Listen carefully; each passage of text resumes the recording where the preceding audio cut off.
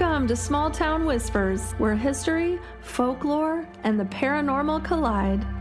I'm Bethany Yucuis Borden, and I lived in Watseka, Illinois from 1988 to 1999. For over a decade, I walked the same streets, saw the same houses, and even had friends connected to the story we're about to dive into. This isn't just history for me, it's personal.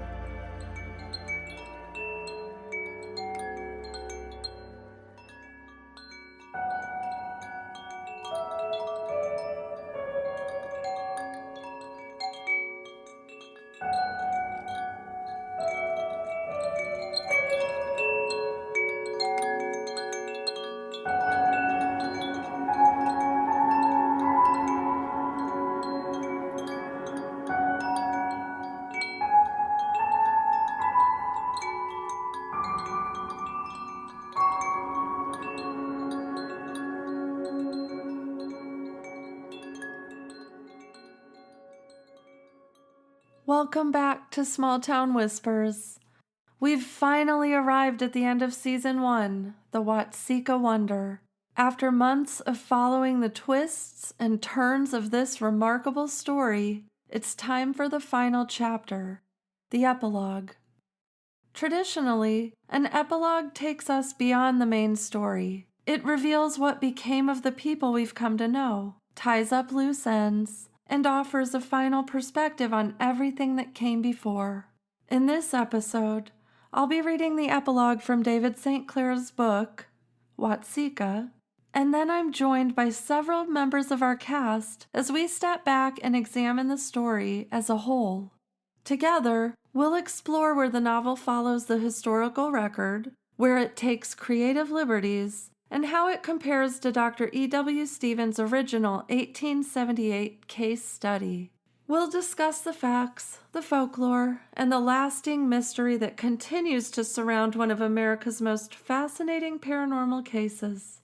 And, as always, I'd love to hear your thoughts. If this episode sparks questions, theories, or opinions about the book, the case study, or the Watseka Wonder itself, you can reach me at porchlightwhispers@gmail.com or send a message through the Small Town Whispers Facebook page. Now let's turn the final page and see how this story ends.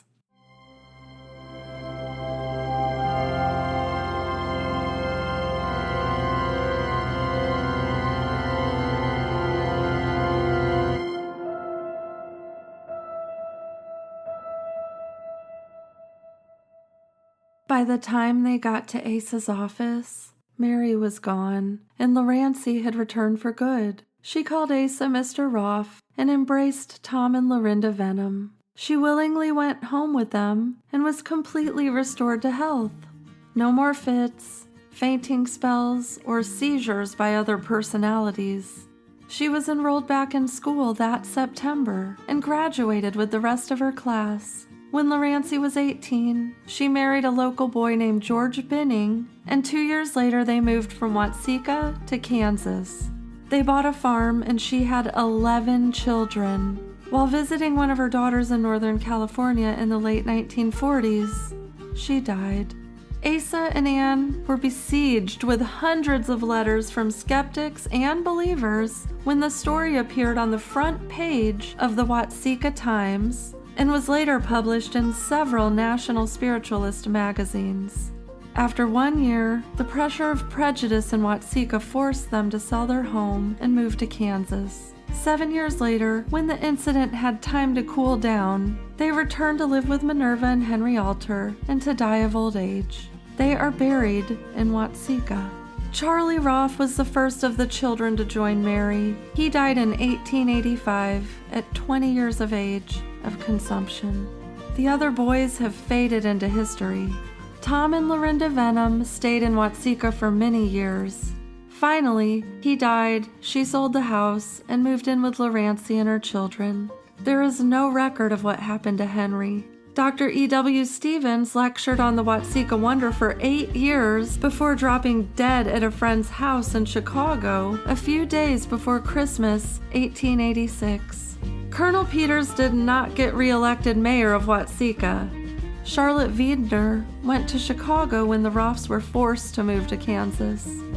Lucy has any number of great-great-grandchildren scattered about Canada. Over the years, some streets were renamed in Watseka, and a great number of the older homes were torn down. Surprisingly, the Roff home, located at 300 East Sheridan Street, is currently an Airbnb. The Venom home, 135 Belmont Street, still resides right across the street from Watseka Community High School. Mary Roff never returned again.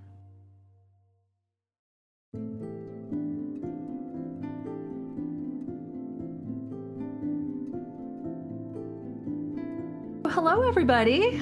Good evening. Hello. Again, we have a Zoom room full of amazing women. And then sitting next to me is my husband, Chris, who's also been along the whole journey of the podcast. So you hear him in the Porchlight Whispers intro, and he's done various voices. We have Mary is here. Hi, everyone. Emily Thompson here is Mary. I was the first one that got on board with Bethany when she had all this planned and was ready to roll. And when we were just talking, I was like, well, what if there's an actual other voice? And then it all became this. We have Lorancy. Hello. Sarah Kading. This was really fun to do. I had no idea that it had started even, and I had talked to your sister, Amy, and we're talking on the phone one night, and she was telling me about it and mentioned it. I was instantly like, yes, please. Definitely. This sounds like fun. So I'm really glad that you invited me to be part of it. Yeah, I'm so glad you had time. I know you're busy. Then the second voice we got on board, we needed somebody for Katrina. So we have Mary Ann. Yeah, Emily and Bethany said they were doing this and they needed an older voice. And I'm like, well, that's me. It's true. I can't deny it. I'm definitely older. It was really fun because at one time I thought I wanted to do voiceover, but I never pursued it. So this was kind of a really fun little thing to do and to find my inner Katrina Hogan. You came top of mind too for me because you have such a distinctive voice. And as people are listening, they need different voices to really draw their attention. And I just thought you'd be a great fit. Oh, thank you. I just loved the family connection as well because Marianne is Emily's aunt, and there's not a ton of voice similarity, but every once in a while I could tell within a line. So it gave even that little extra authenticity to it. Missy and Laura Beth both came on board when we had an episode where I needed a bunch of gossipers, and we're all from the Midwest, so we know how to do that. But yeah, I'm Melissa Heckman. People that know me call me Missy. Live up in Chicago. And when you guys reached out to me about doing some little voices for this, I was like, oh, 100% yes. That sounds so fun. And I took it very seriously. I had one line, and I think I sent you guys 10 different options because I don't know which ones you need. One of these is going to work. So that was really fun. I love to be included. And this is a story that's just very near and dear to my heart, right? I mean, this is something that we grew up with our whole lives hearing about and seeing the places, the different houses and where everything occurred growing up. So it was really cool for you guys to include me in this. I appreciate it. You did an outstanding job on your line. And Laura Beth? Well, this is all new to me. I know Bethany here where we live now in North Carolina, but I've been along for the ride and I've enjoyed hearing it for the first time. I didn't know how it was going to end or anything that was going to come next. I didn't read ahead or look ahead, and it was super fun to join in and gossip a little bit like you do. That was probably one of my favorite episodes so far, was putting all those different voices together, especially how many were from Watseka. Another friend that I've made here in North Carolina is Caroline. And ironically, she lived only about an hour from where Watseka is when she grew up. So she has that Illinois background as well. But she also brings her interest in the paranormal from being here in Wilmington. I am just going to lead a couple things of discussion between us. My original inspiration for making this podcast was to keep the book Watseka alive as it becomes more rare. I read the book around 1992, again around 2014, and recently I basically studied it enough to do a dissertation on it. So I just wanted to gather again, who here had read the book prior to listening to the podcast? I think I read that when I was maybe 13. It had been a very long time. I had been wanting it for a long time, and my uncle actually got me one for Christmas, but it was the one that was reprinted in the UK. I think it's reprinted under the title A Child Possessed. So I actually read that one first, and then later on, a couple of years later, got the actual Watseka book copy. It is very similar, almost the exact same. This was kind of like you said, like the Hollywood version of what actually happened. Like I've never been able to go back and read like the original transcripts of like what had happened. I'm excited because I went through and did some bullet points of that today so we could kind of talk about what actually happened and what didn't. Well, I put my name on the wait list at the Watseka Public Library in like 1993. It was a little young. I mean, I shouldn't have been reading it at that age, Sarah. None of us were supposed to. But yeah, I mean, I knew it was a long wait list. I was like, cool, by the time I'm in high school, I'll get the book. And they never, ever called. So it just never happened. Someone probably stole it. So that was kind of cool. As you're getting scripts to read as Mary, you didn't know what was coming next. Oh, I had no idea. Yeah. I mean, I knew generally just, what we all grow up hearing, that one girl possessed another girl. I didn't know the detail of how much gap between them or anything else. So it was really cool to hear like our home history.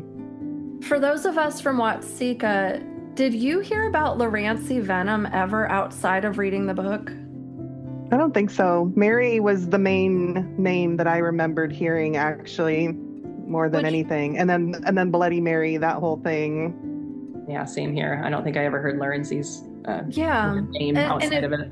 It just catches my attention because the whole case study is about Larancy, but all we knew was the Roffs. Obviously, the author of the book, David St. Clair, embellished the case study. He was an internationally known psychic, medium, and author. So I always wonder if he channeled any of the details or if he just created them for entertainment value. Because some of them really do line up and seem so specific. Here are some of the facts from the case study. I just reviewed it today. I've read through it a couple times. One thing I noticed was that he deemed this case a startling and instructive chapter in the history of spiritualism. So it was approached very scientifically, like this is coming from an observational standpoint, not trying to entertain anybody. Another thing I read from the editorial note that I loved, this quote, "To doubt the story is to impeach all human history." Wow. That was from the publishers of the book. And it does appear in 1878, they were actually very hopeful to learn more about mental and spiritual abilities. And that was kind of the direction things were going. And then obviously, I think we know in our country, it didn't continue that way. So this did happen in Watseka. That's absolutely confirmed. The dates that the Larancy Venom case happened are July 11th through May 21st. It is 1878. Tom and Lorinda Venom were married in Ohio in 1855. Larancy was born on April 16th, 1864, which weirdly is my mom's birthday, not the year, but the date.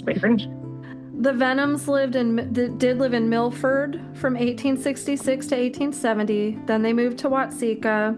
It's said for a stint, for like a little part of the summer, they were about 40 rods from the residence of Asa Roff. So that actually, I looked up the measurement, that equates to about 1/8 of a mile. That's not far. So I know there's an original Roff house that Mary did live in, and then they moved, and that's where Larancy went. For Marianne and Caroline and Laura Beth at the high school every day across the street. Yeah. And is it an old high school? Is it like the school that's in Hampstead? Is it that kind of school? Do you know what I'm talking about, Bethany? I know that the doctor's house was over on Locust Street. And I don't know how far really that is from if you don't have the whole town there. You know what I mean? When it was the doctor, one of the doctors in Watseka, or doctors? The doctor that did the leeches. Was it Pitwood? Dr. Pitwood? Yeah. Right, yeah. Yeah. Yeah. The high school was built in 1909. Whoa. So it probably was similar in construction to the one in maybe even earlier than the one that's in Hampstead. Yeah, it is brick. It's yeah, because two-story. I had some friends that are probably up in their 80s or even 90s now that went to that school, went to that Hampstead High School. Yeah, thinking about it, having been in both high schools, it is very similar setup. Like that was just sort of that was the schoolhouse, because the school my mother went to in South Carolina looks very similar. At the end of the summer, they moved across town, and they had not really ever interacted, the Roths or the Venoms. Mary died in 1865. Okay. The Venoms lived in Watseka. They went to, because they lived in Middleport first, which was kind of original Watseka when the railroad was built. It seems like Mary died 1865, and then the Venoms moved to Watseka, right after that. So the girls never would have known each other. Oh, no. They were separated by age as well as, Yep. In the case study, it starts calling her Rancy, so that's where we get that. Rancy, it said, only had a light run of measles in 1873, but hadn't been too sick. So unless I'm mistaken, in the book, they acted like she was kind of sickly. Yeah. Like she had to be upstairs to have the breeze. And so she wasn't... I had the measles as a child. I was sick for 2 weeks. Wow. What was it? Was it like chickenpox at all? No. It was like it was a very bad disease. You had this rash under your skin. It wasn't like pustules. It was under the skin, and I was sick for 2 weeks. And I remember the doctor coming to see me, and actually coming to see me. And I was a little kid, but coming to see me, and I was asleep, and asking my mom when the doctor was coming. Well, he was already here. So it was, that was very definitely a very dangerous, and still is a very dangerous illness. A few days before all the incidents happened that made this case famous, Rancy told her family there were persons in her room. The next night she couldn't sleep and said people kept calling. And I want you to say it, Sarah, what they keep calling. Rancy. Yeah. I'm just thinking whatever I wouldn't want to hear in the middle of the night, you know? Well, it gave me chills right there. So that worked. So they documented that that's what was happening. She was hearing people calling her. Lorinda did stay with her that night. Doesn't say any family dynamics with the Venoms. There was never any talk of how Tom treated Lorancy or anything like that. Just like in the book, on July 11th, 1877, she had her first episode. She was like helping her mom with something in the living room, went totally stiff for like 5 hours. The next day, same thing. She started to speak of seeing people and spirits, including Laura and Bertie, her siblings. So that is documented that she could see some of those family members. She had many trances between there and September, but then they subsided. So no mention of school, anything happening in a classroom, all of that. All that was made up. And honestly, that was one of my favorite characters, that little girl in the class. It was like the little goody two-shoes. I think it's interesting that you picked up on Lorancy's home dynamics, because I was reading through the excerpt of what you sent, and I noticed that right away too. Like, at least in how the parents are portrayed here, it sounds like they were much more loving and caring and, kind of happy to do whatever she needed to be cared for, versus being angry about her not understanding why she's acting a certain way. So November 27th, it says she started having violent pain in her stomach 5 to 6 times a day for 2 weeks straight. And this is where I think I have heard from multiple sources that when whoever wrote The Exorcist referred to this book for some of the references, it says in the case study, she would double back in pain until her head touched her feet. So when you think about our version of modern day possession, I feel like that's portrayed in a lot of the movies. I don't know if you guys see that visual of... Yeah, definitely. She would, on December 11th, so that was November 27th, 2 weeks of this pain. December 11th, she went unconscious into a trance up to 12 times a day until February 1st. So she was just kind of constantly under attack of whatever was happening in her body, whether it was a physical thing or otherwise. No mention yet of voices. Some of the relatives and friends of Lorancy did believe she was insane, and it documents that Reverend B.M. Baker, the Methodist minister, wrote to the asylum to see if they'd take Lorancy. So he really did that. Asa Roth, in the case, ended up bringing Dr. Stevens in to investigate from Wisconsin. So do you guys remember how Dr. Stevens came in the book? Sort of.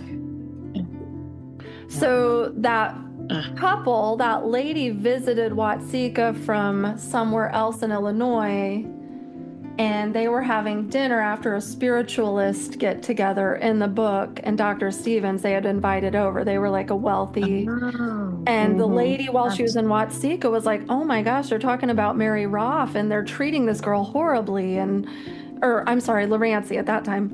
There's this girl, Lorancy Venom, in Watseka, Illinois. Have you heard of her? And that brought Dr. Stevens to come into town and see for himself. In the case, there was no friend that brought him. It was actually Asa, as a spiritualist, knew of Dr. Stevens and brought him in to investigate. January 31st, 1878, Dr. Stevens and Mr. Roth went to visit the Venoms. When they walked in, it's documented that she was sitting near the stove on a common chair, looking like an old hag, perched with her hands resting on her knees. So you can kind of imagine, like almost like feral. She wouldn't be touched and was very angry and just very aggressive. And then Katrina Hogan came through. And in the case study, it's like, what's your name? What's your name? Katrina Hogan. How old are you? How old was I? 63 years. 63 years. Where are you from? Germany. All of those words are documented in the case from 1878. I love that you did that. Wow. I was kind of getting spooked out thinking, if Katrina Hogan as a spirit exists and I'm speaking as her, am I somehow connecting with this entity who may or may not ever exist or may still exist? It kind of scared me a little, but nothing bad happens. So that is interesting. I mean, it's kind of interesting because literal things that this entity said, I'm saying. It's kind of like, ooh. That's a really cool point. Yeah. Yeah, I didn't think of that at all. Neither. Yikes. Well, if you need us to come in with some sage, Marianne, we're there. After Katrina Hogan, it was documented that Willie Canning came through and that his father's name was Peter, so all that was true. That night when the men went to leave, Lorancy did go into a straight and stiff trance, to which Dr. Stevens used some magnetic passes and was able to bring Lorancy back and speak to her. That's when Lorancy explained that there were a lot of spirits on the other side, and one wanted to come through, and her name was Mary Roth. And Asa confirmed who Mary was. And that is essentially how, according to Mary in the story, the gate was opened for her to come through and help heal Lorancy. That's when in the case study they do, and I say, a very brief description of Mary Roth and her life, which is why I'm so shocked that all of us know the Roth story more than the Venom story. Yeah, that is kind of weird. Mary was born October 8th, 1846 in Warren County, Indiana. In 1847, they moved to Middleport through 1857. And it's mentioned that the Roths had a child who was sick and they moved to Texas to try to get some kind of medical treatment. It never mentions like who that child was, if it worked. Like there's mention of them going to Texas and coming back, but I don't know if the child came back with them or any of that. They returned in 1859, so they were in Texas for 2 years. It does document that when Mary was 6 months old, she had her first fit. They didn't think she was going to live, but she recovered in 2 to 3 weeks. and was fine. But then she continued to have fits until she was 10 more frequently. She would often be sad and despondent, playing solemn music like We Are Coming, Sister Mary, and she was very into music. At 15 years old, it became too much and too violent, so that's when they sent her to the Peoria water cure for 18 months. In the book, they very lightly describe what that would entail, but at this time, water treatments were not good. This was not a good thing. And I don't think that's really talked about, going away for 18 months, going through whatever.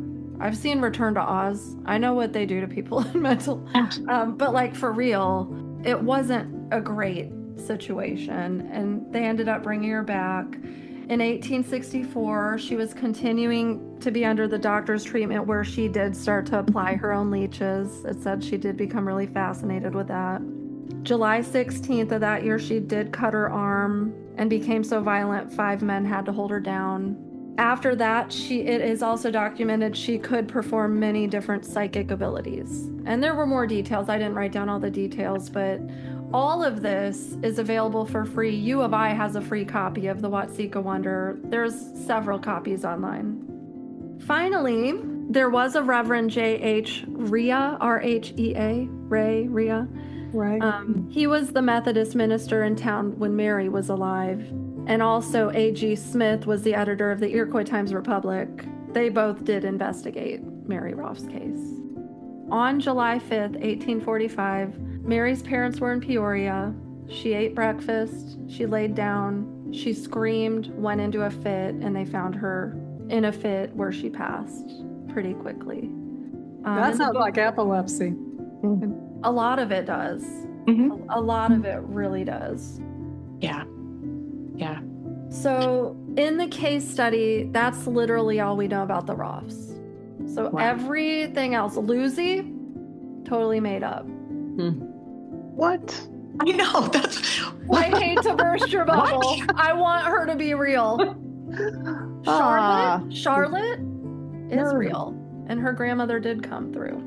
Okay. But we'll get to that. So now we're back to February 1st in Laurancie's time. Mary took control of the body. 1 week later, Anne and Minerva did visit, and they had that whole scene where they had a nice reunion. If you think about when Laurancie was having all those violent pains for all that time, and they keep talking about how Lorinda's a little nervous, and Lorinda, her mom, she was fried. She was on edge.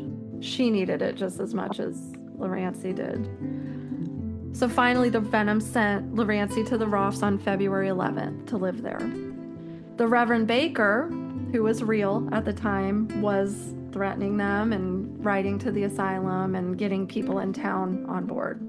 In the case study, there are several letters from Mary that are documented. Several letters from Minerva, a couple other people that you can see for yourself. It does document that Emma did come through, Laurancie, and did ask to go home, to which they said no. It didn't say it was a seance. It seemed like maybe a few people were together in a parlor, and that happened. It says once Mary left Laurancie's body and went into another body in the room. That's something that wasn't really in the book, minus maybe Charlotte's grandmother. But in the book, it seemed like Charlotte's grandmother actually manifested as herself, not inside of. Mm-hmm. So that's something in the study that Okay. seems to be pretty memorable. Charlotte's grandmother did come through, even to the point it said Laurancie left the room, got a couple things on, and came back in and kind of had this older woman persona, but didn't actually just show up or manifest. It is documented in the case that she did say she takes her tea in heaven and did not eat actual food for quite a while or drink. Laurancie and Henry did reunite on May 18th. There's a whole document about how Henry came over and Laurancie came back into the body and they reunited. And then 2 days later, May 21st, Mary left for good. There's a lot more detail in the case study of her leaving, and you really can tell what an emotional thing this was. Yeah. Out of the main bullet point details, that's kind of what I wrote down. What surprises you the most or the least? nobody's house just went up in flames out of nowhere. Yeah. It's Crescent City. No man came and got the carved figure from the. Yeah. So I asked next, what are some obvious fictional elements in the book versus the case study? Yeah. And Mrs. one character comes to mind. Who is it? Mrs. Durst. Yeah. As Emily was saying, Lavinia. Yes, Lavinia. Exactly. Yeah. One of the best rude. evil names ever. Now, Yes. as I thought about it, that character who came into town, left, got Dr. Stevens and all that, that's how we met Lavinia Durst. So that's why all of that is a little bit different. Okay. And obviously he wanted a villain in the story, and Lavinia Durst fit the bill. Yeah. Lavinia Durst sounds like a villain. Yeah, Chris was saying It does. Lavinia Durst It is like a does. Cruella de Vil. It's just Yep. sounds evil. Yeah. I think that was a really good move with storytelling, because the account does speak about the fact that Watseka essentially as an area is more conservative and not into the spiritualism. Somebody had to embody that fright of the unknown and not wanting it to be around. And that's why the gossip episode was so great too. It's just like, it's the small town, or any town really, that chain of reaction to things that are scary and different.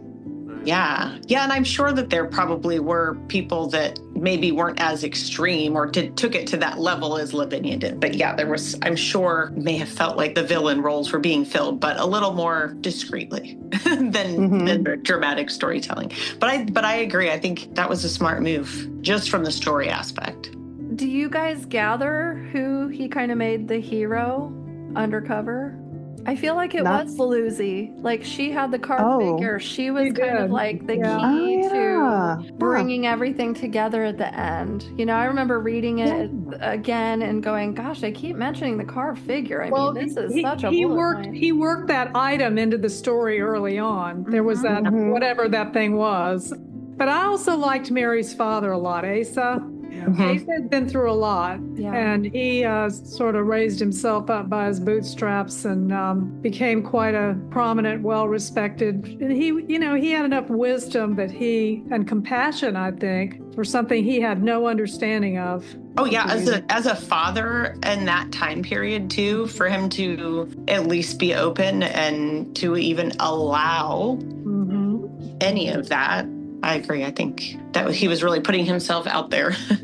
And spiritualism comes off very well in this story. Yes, it comes off as the modern and the progressive and the open-minded. And Ace is a great example of, you can start over here, but you can come along with us, and it's okay. And it connects not only to this, but it connects back to older religions or older beliefs. Your family may also be carrying, as they have immigrated by choice or not by choice to this land. Spiritualism comes off very, very well in this book. Yeah. And the interesting thing is the book was written in 1977. So almost 100 years after, I would say, the almost boom of it. And it did seem to kind of dissipate or fall back into the less mainstream for sure. Yeah. Does the book follow the storyline the way you set up the podcast with Mary kind of first and then Larancy? I'll show you. Okay. It just says part 1, and then it's literally no chapters or anything. Goes to page 104, then it's part 2, and the very last sentence of part 1 is, she was dead. The very last sentence of part 2, where is that? When Mary was going, Pa, is that you? So it was like, part 1's Mary, part 2 is the transition, part 3 was Larancy. And I think that catered to the podcast and being able to divide it into parts. I don't know what you guys thought. Yeah, I think you did an awesome job with it. Yeah. I keep thinking back to what you said earlier and how so much of the case study is really about Larancy. And yet we all think about Mary, and the book that was written later kind of has them as equals. And I guess my speculation is that because of Asa and his position in society and his resources and his prominence in the spiritualism circles, it probably was more popularized. And even in the accounts here, he's responding to the public years after the fact and trying to rest assured I wasn't trying to deceive people, and people are speaking to his position and reputation. And it's just kind of like, at that point, he almost becomes the survivor of the story and the one that is carrying that torch forward, even as Lorancy, I presume, continued to have a good life. Or I don't know if we know anything about the rest of her life. Lorancy and her family would have more reason to like move on and put it behind them in life. But the Roth family got closure through that, even if it was a chaotic. So that kind of makes sense too, like for Mary's story, like her being remembered or that they had that closure, but Lorancy and her family may have not wanted to like commemorated.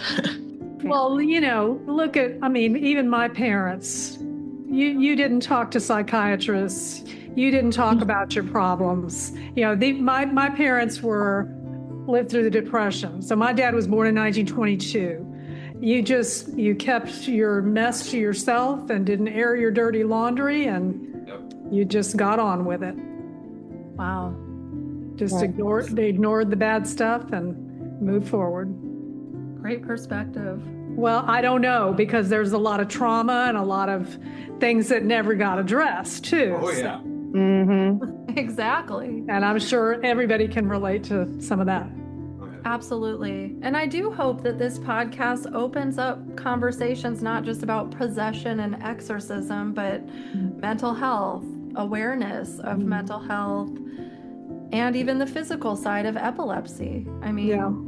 All of these things are still happening, and we don't have all the answers. Nope. Just from like a paranormal investigation perspective, right? I automatically think of like Waverly Hills or the other places that like that. And so she was already having these episodes. Who knows what all was going on with her, but I bet spending time in that place, like that's a lot of other weird energies coming in because of all of the other really just not good things happening. And so I almost wonder how much worse it was because she went there too. Yeah. Especially for that long. 18 months is a long time to be away from your family. Well, wasn't the really bad place in Springfield? Wasn't that the state mental institution? Yeah. In Springfield? Well, see, when I was growing up, you had to go to Mantino if you were crazy. Mm-hmm. I remember people talking about that. Yeah, I remember that one having a lot of ghost stories associated with it too, the Mantino Hospital. That's where we need to go investigate. There you go. You do it. Yeah. Well, I have something that I enjoyed the most, and it was all of the different voices, like bringing it into a full production. I loved that because I read the book, I knew the story, grew up in the town, so have had like different perspectives or different aspects of it. But this has been my favorite because it just brings it to life. And so getting to hear everybody's parts, I thought it was really cool. Makes us kind of famous, doesn't it? That's what I tell everybody. Podcast. We're on our way, guys. We are on our way, I'm telling you. Well, I didn't know that much about it. Emily can testify that it was only fairly recently that I realized Mary was dead. Like 2 days ago? Yeah, very embarrassed. Spoiler alert. Because I wasn't following along 100% and I hadn't read the book. But I just thought, like I said, it was really neat to actually embody somebody or some essence that did possibly exist in Katrina. It was really fun hearing Emily go, oh God, she broke my heart when she was Mary saying, just she'd send me a reel of like 15 paw. I love editing you guys' voices. It's so fun. And then at the end, I'd be like, paw. Oh my gosh, your bloopers were the best. Well, I thought your crying was great. You had to have been torn inside out. I was telling Bethany one night, there were a couple times where I did 2 like recordings in a row, and it really helped me get more into the emotional state. And I did really kind of like close my eyes and really try to like think of like that pain. So thank you, because I was like, how am I going to make this sound without making it sound like I'm spitting or, percussioning all over? It was fun. It was a learning experience too, because I definitely hadn't had a lot of broadcast or, recording experience before this. For me, it was really visualizing something that, like everyone said, we'd heard about it in some way, basically our whole lives growing up there. It both felt not real and real because you knew they were real people, but I love how this made them real people and made me think about Watseka in these earlier days when, the Methodist Church is still there. Think about them and what the town would have been like, and people just walking to church or seeing each other on the sidewalks and all those gossipers running into each other as they're doing their normal, so much more community interaction at that point in time. I mean, Watseka still has a little bit of an old town look to it, Main Street and stuff like that. So it's easy to take away the cars and just dust it up a little bit and think back to what it would have been like and what those people would have been like. How about Chris puts his face on camera for a second? Hi, Chris. Space work. There he is. It's good to see everybody. All right, you're in the hot seat. Ask him questions. Yeah, ask me questions. I don't know anything. She didn't come to bed a lot. She was up late editing. It'd be like 11:30 at night, and I'd be sitting in the living room going, "Paw." Or it'd be 11:30 at night. I'd be running out, going, "Do you hear a dog barking in this segment? I swear I hear a dog barking." Like when I interviewed Tom. It was an experience, one for sure. To her credit, she dedicated herself to the project. Every time somebody had to step up and do the really hard work, there were many nights where she would come out and give me a big hug and be like, "I'm so tired. And I have 3 hours of editing to do." And I'm like, "You got this, you got it." And then 10 minutes later, I'd be asleep on the couch. Yeah. You got this, you got it. Don't worry, you got it. She'd been talking about doing this for years. She talked about doing an audiobook, and we've talked about the legality of audiobooks and how to do it and how to go about doing it, how to release a podcast. She finally was like, "Chris, I'm just going to do it. I got to do it, or otherwise I'm never going to do it." I was like, "All right, if you're going to do it, dedicate yourself to doing it and work hard." And she did. Really impressed with her dedication. It was a feat some weeks to get, all the work she has to do in a week, and then, everything that we have to do in our lives, and then to come home and say, "Okay, now I'm going to spend 4 hours editing. Oh, by the way, oh my gosh, I still haven't got so-and-so's lines yet. I don't know if I'm going to get them in time." None of you guys, none of you. It was probably me. I think I heard each one of your names. I think I heard everybody's names at least once. But it's okay. I'm just giving you a hard time. It's fine. But you guys were awesome. And, I really appreciate Bethany. She wasn't going to do voices at first, like you guys were talking about earlier.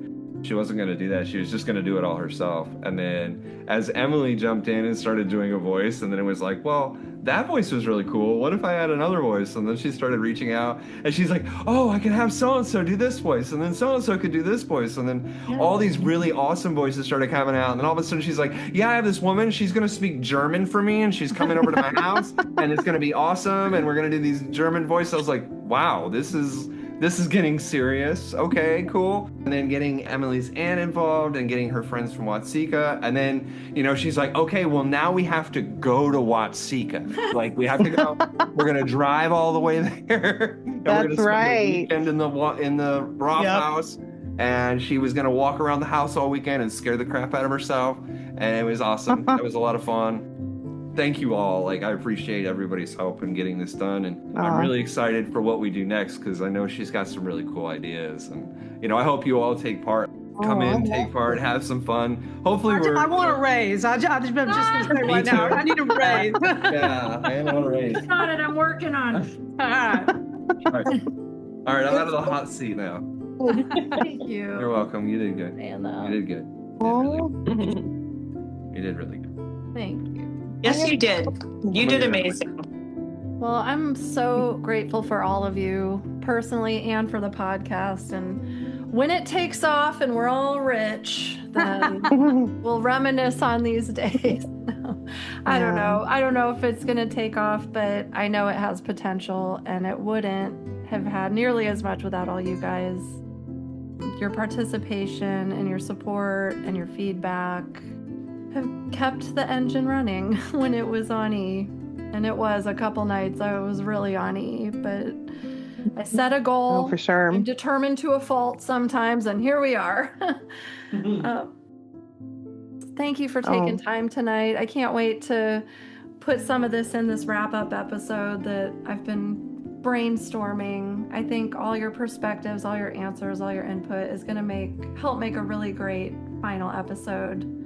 Well, congratulations really on this. I think, I mean, this has been amazing to hear from, from a perspective of people who've like lived through it, but somebody who's even read it, like just having it fresh and coming out and hearing it from, like you were saying, the different voices, different, dynamics of hearing it, and then hearing like the original and how it contrasts with the story, just everything coming together. It worked really well, and you did an amazing job. So I'm really proud of you. Oh, thanks, Melissa. Yeah. Yeah, Missy, now you can raise Maeve listening to the story. She'll know it all. It'll be her lullaby at night. Do an episode of the podcast. Oh my. Oh, no. Get a button. Paw, your dog's over there. Paw. Oh, God. My paw.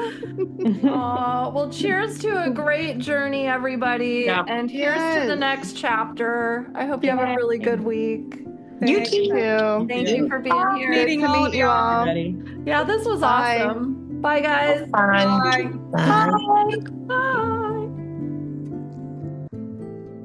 In October 2025, I released the first 2 episodes of Small Town Whispers. I have learned so much and connected or reconnected with so many awesome people on this journey. I honestly didn't know if I could see this thing through, but I wasn't going to let fear win any longer. Hitting publish for the first time was terrifying, on Halloween especially. But with each released episode came support and positive feedback. The encouragement gave me confidence to be myself and lean into a topic that has intrigued me my whole life. Thank you to everyone who has listened, shared a story, contributed their voice to the excerpts, given a rating or review, or shared the podcast with someone else. I look forward to continuing this journey. Season 2 is coming this October. For now, the porchlight dims. We'll see you in a few months. Don't forget to pay attention.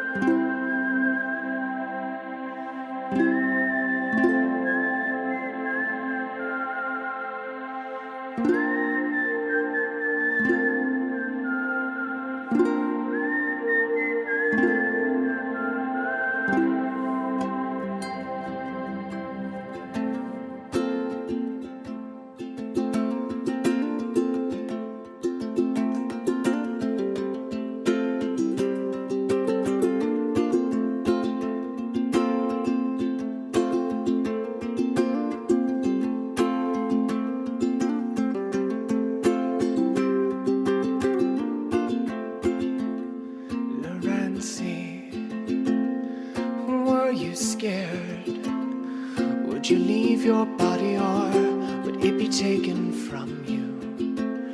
Rewatching from the air as your lips would move to speak or to be spoken through.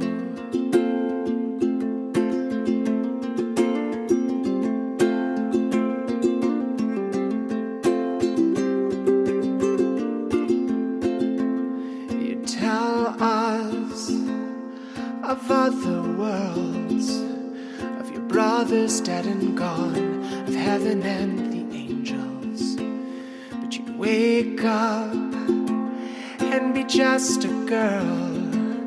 The doctors and the priests never could explain you.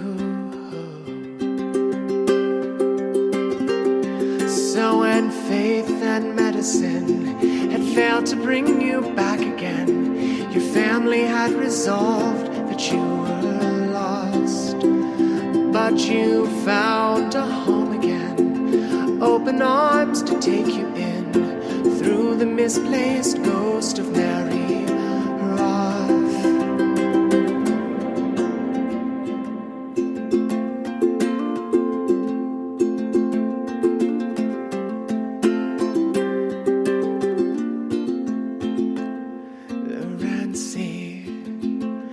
How did you know all of Mary's favorite songs? You sang them all so sweetly. Minerva, she held you close and felt her sister's heart beating just like years ago.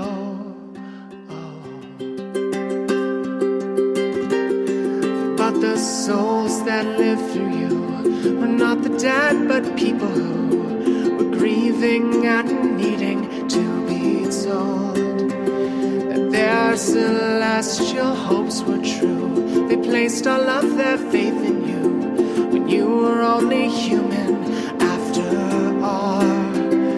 Oh, the power of the suggested word in the mind of a clever but confused girl.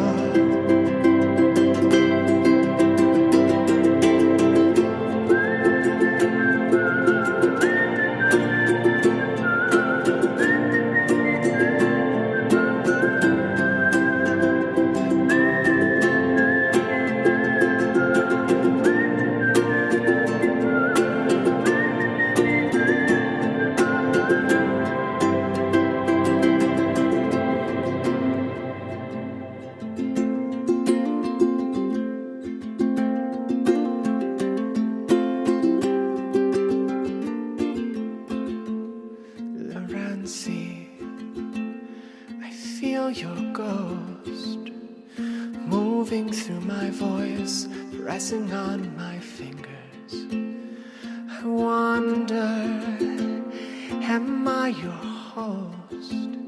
As I whisper every verse, pull each of these strings, how I want to believe.